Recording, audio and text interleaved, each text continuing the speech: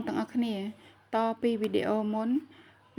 គឺបងប្អូនបានបង្ហាញពីការគូសបងប្អូនវីដេអូនេះគឺយើងចាប់ផ្ដើមធ្វើការជាទូទៅបងប្អូនកន្លែងខ្ទង់ទងនេះគឺខ្ញុំប្រើបន្ទាត់លេខ1ដើម្បីយើងគូសខ្ទង់ទងយើងឲ្យបានស្អាតបងប្អូនតែយើងត្រូវតែមានតិចនិចខ្លះដែរបងប្អូនដើម្បីគូសកន្លែងក្រោមទងយើងនេះឲ្យវាបានស្អាតកុំឲ្យវាដក់ឬក៏នៅសល់សាច់ក្រោមទងហ្នឹងបងប្អូនធ្វើការចូលកន្លះលេខដូចខ្ញុំកំពុងតែគូសបែបនេះគឺយើងចូលកន្លះលេខពីជីបយើងបន្ថែមទៀតណានេះគឺរៀងខ្ទង់ទងរបស់យើងបងប្អូនគឺរួចរាល់ហើយអញ្ចឹងបងប្អូនធ្វើការជ្រៀកវាជាទូទៅបងប្អូនជីបគឺខ្ញុំយក4លេខណា4លេខយើងចូលកន្លះលេខបន្ថែមទៀតដើម្បីឲ្យខាងក្រោមទងរបស់យើងហ្នឹងឲ្យវាអស់សាច់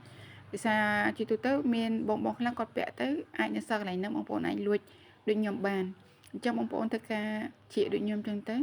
ជីបនេះគឺខ្ញុំយក4លេខទេបងប្អូនហើយយើងបន្ថែមលួចកន្លះលេខក្រោមទងនឹងទៀតអញ្ចឹងណាអញ្ចឹងយើងជ្រៀកខ្ទង់ទងយើងបងប្អូនឲ្យបានស្អាតណាបងប្អូនហើយខ្ទង់ទងបែបនេះគឺចេញអាវមកគឺស្អាតបងប្អូនពាក់ទៅគឺអឹបនឹងទងយើងស្អាតមែនតើអានេះគឺរួចរាល់ហើយប្រភេទអាវខ្ទង់ទងរបស់យើងគឺបែបនេះអញ្ចឹងយើងជ្រៀកខាងមុខយើងបងប្អូនជ្រៀក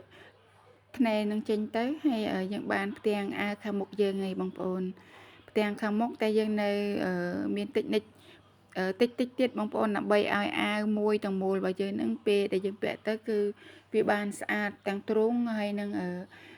កផងដែរបងប្អូនអញ្ចឹងបងប្អូនពេលជាទូទៅយើងតែងតែសេរីពុំទៅហ៎អញ្ចឹងកន្លែងនេះបងប្អូនសេរីដូចខ្ញុំអញ្ចឹងទៅ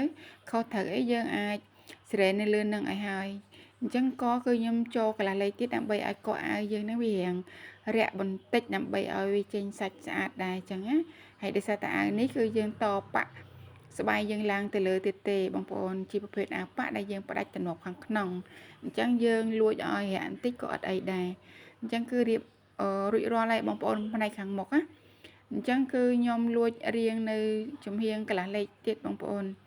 ដោយសារតែវាជាតិចនិចមួយដែរដែលយើងត្រូវតែលួចកន្លែង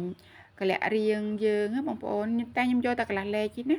បងប្អូនអាចយកធំជាងខ្ញុំក៏បានឬក៏មិនបាច់យកក៏បានដែរតែនេះគឺជាតិចនិចរបស់ខ្ញុំឯងគឺខ្ញុំលួចកន្លះលេខបន្ថែមពីលើទៀតជាទូទៅបងប្អូនការចុះក្បួនកាត់គឺផ្សេងពីគ្នាសម្រាប់ជាងកាត់ដេរបងប្អូនអញ្ចឹងកន្លែងនេះគឺខ្ញុំចុះមកពីកន្លែងខ្ទង់ទងរបស់យើងហ្នឹងបងប្អូនគួរប្រឆិតមកក្រោមឃ្លៀកអាវយើងចន្លោះ4លេខបងប្អូនហើយយើងជ្រៀកកន្លែងហ្នឹងគឺខ្ញុំលួចបិទកន្លែងឃ្លៀកហ្នឹងគឺយើងយក1លេខទេបងប្អូនដើម្បីឲ្យខ្ទង់ទងអាវយើងវាចេញមកខ្លំស្អាតបងប្អូនអាចធ្វើតាមវិធីនេះបងប្អូនលួចខ្ទង់ទងយើងបានស្អាតដែរណាកន្លែងខ្ទង់ទងខាងមុខនេះគឺយើងយកតែខ្ញុំបិទស្គត់នៅកន្លែងធ្នេរចំហៀងដែរដៃខ្ញុំកំពុងតែកាន់ហ្នឹងណាបងប្អូនដាក់កើងពីលើគ្នាកន្លះលេខវាស្មើនឹង1លេខណាអញ្ចឹងបងប្អូនបិទវាបន្តរហូតចឹងមកកន្លែងនេះវាគឺជាតិចនិចមួយបងប្អូនដើម្បីឲ្យឃ្លៀកអាវហើយនឹងទាំងកនឹងទងរបស់យើងហ្នឹងវាអត់នេះវាបានអឹបស្អាតបងប្អូនអាចធ្វើតាមវិធីនេះបាន